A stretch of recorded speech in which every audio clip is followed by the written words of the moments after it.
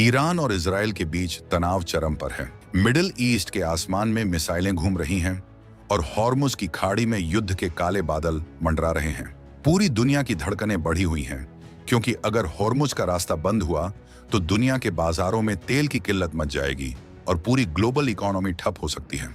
ऐसे वक्त में जब सुपर पावर देश घबराए हुए हैं, भारत के दक्षिण तट से एक ऐसी खबर आई है जिसने दुनिया भर के वैज्ञानिकों और रणनीतिकारों के होश उड़ा दिए हैं।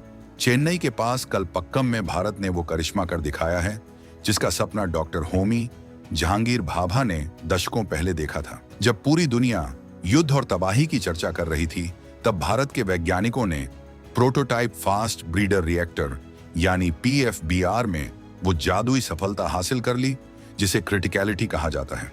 ये कोई मामूली खबर नहीं है, बल्कि ये भारत की ऊर्जा आजादी का वो शंखनाद है जिसकी गूंज वॉशिंगटन से लेकर बीजिंग तक सुनाई दे रही है।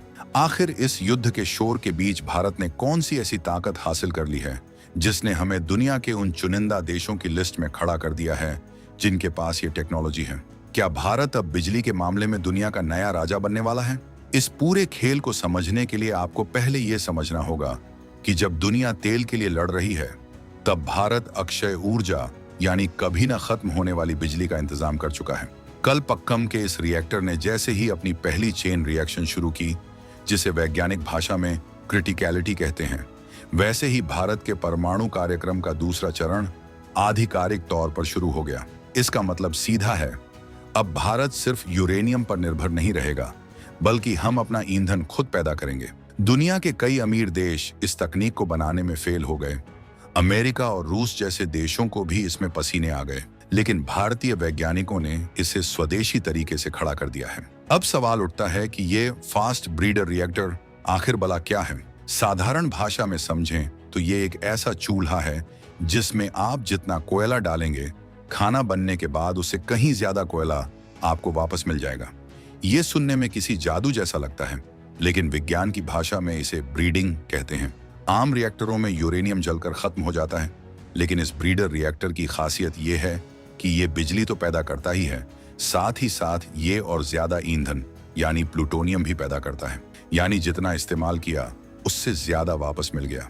अब सोचिए, जिस देश के पास अपना ईंधन खुद बनाने की मशीन हो, उसे किसी दूसरे देश के सामने हाथ फैलाने की क्या जरूरत? आज जब ईरान और पश्चिमी देशों के बीच तनातनी की वजह से तेल की सप्लाई चेन टूटने का खतरा है, तब भारत का यह कदम एक बहुत बड़ा सुरक्षा कवच है। भारत अपनी जरूरत का 80% से ज्यादा तेल बाहर से मंगाता है। अगर हॉर्मुज संकट की वजह से तेल आना बंद हो जाए तो भारत की गाड़ियां और फैक्ट्रियां रुक सकती हैं, लेकिन कलपक्कम की यह सफलता हमें उस अंधेरे से बचाने का रास्ता है। भारत ने दुनिया को दिखा दिया है कि हम केवल दूसरों की जंग का असर सहने वाले देश नहीं हैं, बल्कि हम अपनी किस्मत खुद लिखने वाले खिलाड़ी हैं। PM मोदी ने वैज्ञानिकों को बधाई देते हुए साफ कह दिया कि ये आत्मनिर्भर भारत की सबसे बड़ी जीत है। अब थोड़ा टेक्निकल बात करते हैं, लेकिन बिल्कुल आसान शब्दों में। भारत के परमाणु कार्यक्रम को 3 चरणों में बांटा गया था। पहला चरण था यूरेनियम वाला, जिसमें हम बिजली बना रहे थे, लेकिन समस्या ये थी कि भारत के पास यूरेनियम बहुत कम है, हमें इसे बाहर से खरीदना पड़ता है। असली खजाना तो हमारे पास कुछ और है, वो है थोरियम।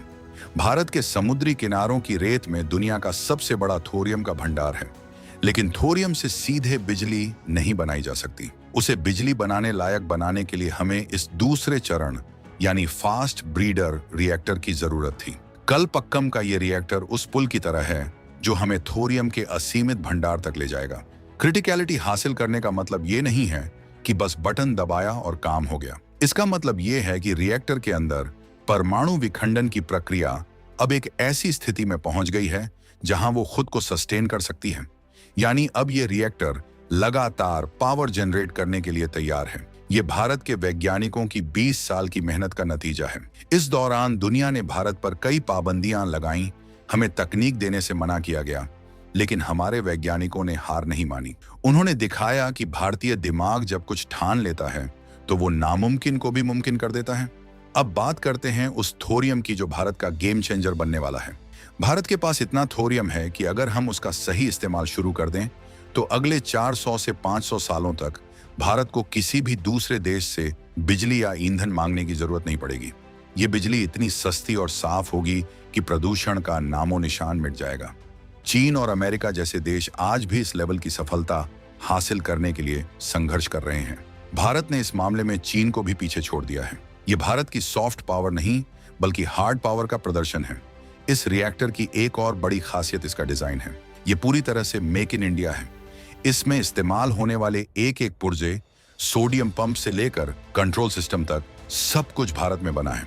जब दुनिया के बड़े बड़े एक्सपर्ट्स कह रहे थे कि भारत ये नहीं कर पाएगा, तब कलपक्कम की टीम ने शांति से अपना काम किया और आज नतीजा सबके सामने है। ये रिएक्टर 500 मेगावाट बिजली पैदा करेगा, लेकिन इसकी असली वैल्यू वो बिजली नहीं बल्कि वो प्लूटोनियम है जो ये पैदा करेगा। यही प्लूटोनियम हमारे तीसरे चरण के रिएक्टरों को चलाएगा, जो पूरी तरह थोरियम पर आधारित होंगे। जरा सोचिए, एक तरफ दुनिया बारूद के ढेर पर बैठी है और दूसरी तरफ भारत अपने भविष्य को रोशन करने के लिए परमाणु ऊर्जा का ऐसा किला बना रहा है जिसे कोई भेद नहीं सकता। होर्मुज संकट हो या दुनिया का कोई भी युद्ध, भारत की ऊर्जा सुरक्षा अब हमारे अपने हाथों में आ रही है। ये एक ऐसी राष्ट्रवादी जीत है जिस पर हर भारतीय का सीना गर्व से चौड़ा होना चाहिए। हम अक्सर अंतरिक्ष अभियानों की चर्चा करते हैं, लेकिन कलपक्कम में जो हुआ है वो मंगलयान या चंद्रयान से कम नहीं है। ये धरती पर सूरज उगाने जैसा काम है। भारत में फिलहाल कई जगहों पर न्यूक्लियर रिएक्टर काम कर रहे हैं, जैसे तारापुर, रावत भाटा, कुडनकुलम और कैगा। लेकिन कलपक्कम का ये फास्ट ब्रीडर रिएक्टर इन सब का बाप साबित होने वाला है। बाकी रिएक्टर पुराने ढंग के हैं, लेकिन ये भविष्य की मशीन है। इसमें सुरक्षा के ऐसे इंतजाम किए गए हैं कि किसी भी हादसे की गुंजाइश न के बराबर है। इसमें पानी की जगह लिक्विड सोडियम का इस्तेमाल किया जाता है, जो इसे बहुत ज्यादा एफिशिएंट बनाता है। हालांकि सोडियम के साथ काम करना बेहद मुश्किल और जोखिम भरा होता है, लेकिन हमारे वैज्ञानिकों ने उस पर भी काबू पा लिया है। आज की तारीख में रूस के पास ही केवल कमर्शियल लेवल पर चलने वाले फास्ट ब्रीडर रिएक्टर हैं। चीन अभी भी टेस्टिंग के दौर में है। ऐसे में भारत का इस मुकाम पर पहुंचना ये बताता है कि हम ग्लोबल लीडर बनने की दिशा में कितनी तेजी से बढ़ रहे हैं। ये सफलता केवल विज्ञान की नहीं है, ये भारत की कूटनीतिक जीत भी है। अब दुनिया का कोई भी देश हमें बिजली या ईंधन की सप्लाई रोककर ब्लैकमेल नहीं कर पाएगा। हम अपनी शर्तों पर अपनी इकोनॉमी चलाएंगे। ये कहानी सिर्फ एक रिएक्टर की नहीं है, ये उस विजन की है जो भारत को आने वाले समय में दुनिया की तीसरी सबसे बड़ी इकोनॉमी बनाने वाला है। बिना बिजली के कोई भी देश तरक्की नहीं कर सकता, और भारत ने उस बिजली का ऐसा सोर्स ढूंढ लिया है जो कभी खत्म नहीं होगा। मिडिल ईस्ट की जंग हमें यह सबक देती है कि दूसरों के भरोसे रहना हमेशा खतरनाक होता है। भारत ने यह सबक बहुत पहले सीख लिया था और आज हम उसका फल काट रहे हैं।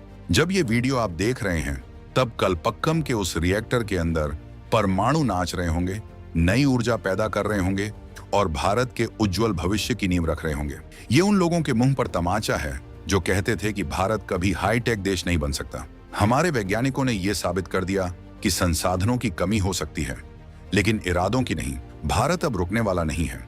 हम परमाणु ऊर्जा के क्षेत्र में अब उस मुकाम पर हैं जहां से हम पूरी दुनिया को रास्ता दिखा सकते हैं। कलपक्कम की ये जीत उन सभी भारतीयों के लिए एक संदेश है कि जब हम एकजुट होकर अपनी काबिलियत पर भरोसा करते हैं तो दुनिया की कोई भी ताकत हमें नहीं रोक सकती।